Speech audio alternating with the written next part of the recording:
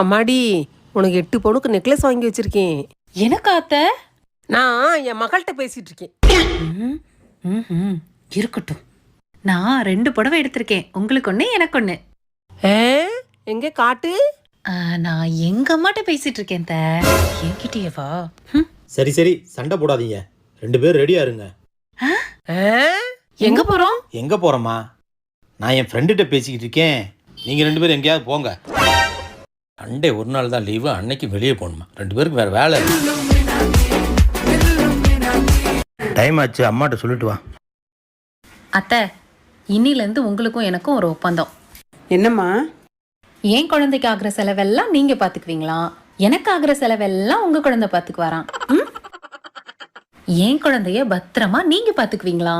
உங்க குழந்தைய பத்திரமா நான் பாத்துக்குவேனா? போயிட்டு வரோம். அவ புள்ள வாங்குறது 1 ரூபா முட்டாய்.